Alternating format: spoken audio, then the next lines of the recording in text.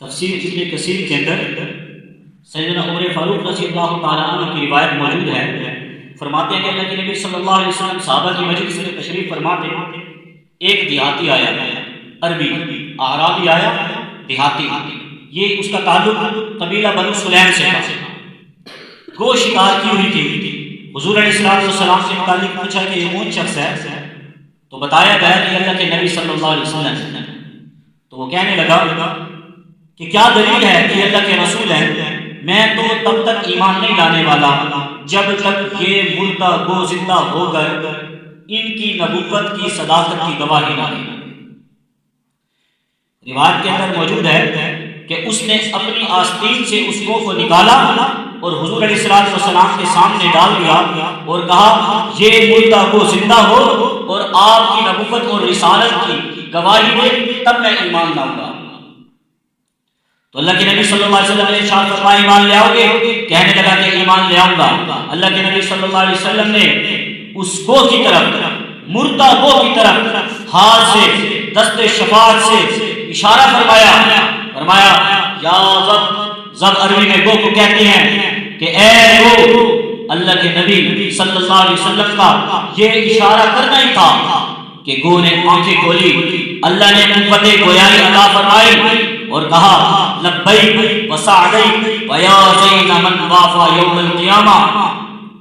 یہ الفاظ, یہ میرے نبی کی شان, یہ میرے نبی کا مقام, یہ میرے نبی کی عزت, یہ میرے نبی کی عظمت, یہ میرے نبی کا مرتبہ اس مردہ گو نے بیان کیا کہ لبیک وسعدیک ویا زین من وافا یوم القیامہ فاجابہ السب بلسان عربی مبین.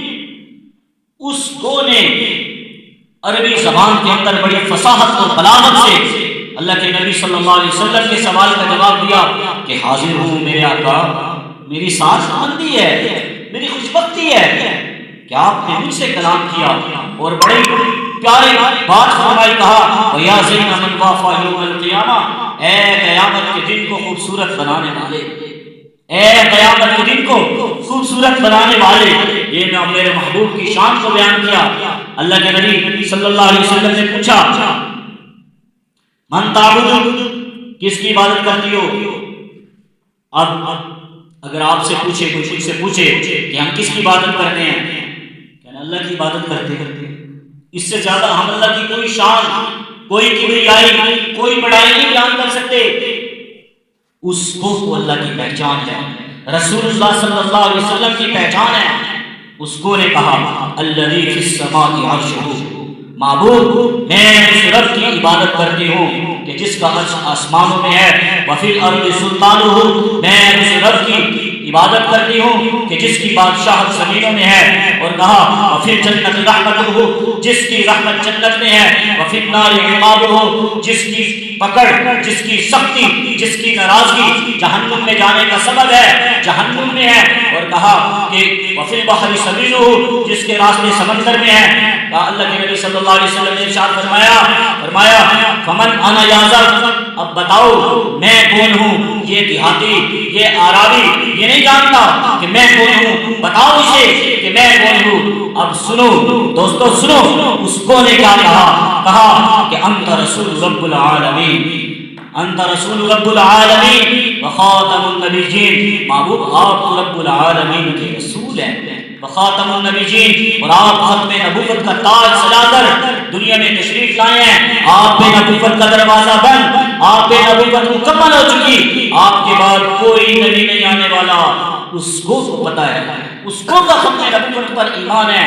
اور آج کا انسان اللہ کے نبی کی ختم نبوت کا منکر ہو بیٹھا, اور اس کو سے ہی سبق سیکھ لو, اور جس کو پتہ ہے کہ انت رسول رب العالمین وخاتم النبیین, کہ آپ رب العالمین کے رسول ہیں اور ختم نبوت کا تاج سجا کر دنیا میں تشریف لائے. اللہ کے نبی صلی اللہ علیہ وسلم نے پوچھا, فرمایا اور کچھ کہنا چاہتی ہو؟ اس نے کہا محبوب امت کے لیے دو نصیحتیں ہیں, دو باتیں اس امت کے لیے چھوڑ گئی, میرے آپ کے لیے چھوڑ گئی. کہا قد افلح من صدق وقد خاب من کذب. محبوب جو آپ کو سچا جانے گا, جو آپ کی بات کو مانے گا وہ کامیاب ہو جائے گا. وقد خاب من کذب, جو آپ کو جھٹلائے گا, آپ کی بات کو جھٹلا دے گا, آپ کے طریقے کو پس پش ڈال دے گا. وقد خاب من کذب، نقصان اٹھائے گا، گھاٹا اٹھائے گا، ذلیل اور رسوا ہو جائے گا۔ دوستو یہ اس کو کی یہ دو نصیحتیں اپنے پلے باندھ لو کہ معبود کی جو اطاعت کرے گا آپ کو سچا جانے گا، آپ کے اعمال پہ آ جائے گا، آپ کی زندگی کو اپنا لے گا، وہ کامیاب ہے۔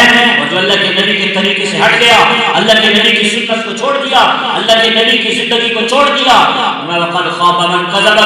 جھٹلانے کا مطلب یہ نہیں ہے کہ حضور علیہ السلام کو نبی ہونے کو جھٹلایا، اور ایک جھٹلانے کا مطلب یہ بھی ہے کہ اللہ کے نبی صلی اللہ علیہ وسلم کی بات کو نہ مانا، بات کو تسلیم ہی نہ کیا۔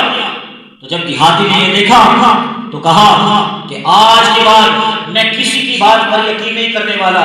یہ عرب کے لوگ کہتے ہیں کہ ایک عربی نے، ایک قریشی نے اعلان نبوت کیا اور آپ کو جھٹلا رہے ہیں، اب میں کسی کی بات پہ دھیان نہیں دوں گا، اور قسم اٹھائی، کہا جب میں آپ کے سامنے آیا یا رسول اللہ صلی اللہ علیہ وسلم، جب میں آپ کے سامنے آیا تو پوری روئے زمین پر آپ سے زیادہ مبغوض میرے نزدیک کوئی نہیں تھا، سب سے زیادہ میں آپ سے نفرت کرتا تھا، لیکن یہ دیکھنے کے بعد اب پوری روئے زمین پر سب سے زیادہ محبوب آپ ہیں۔ اور کہا کہ مجھے میرے ماں باپ کی قسم یہ بات میں دلی طور پر بھی، دل سے بھی تسلیم کرتا ہوں، اور زبان سے اعلانیہ بھی کہوں گا کہ اشہد ان لا الہ الا اللہ وانک رسول اللہ۔ میں اس بات کی گواہی دیتا ہوں کہ اللہ کے سوا کوئی معبود نہیں اور محبوب آپ اللہ کے رسول ہیں۔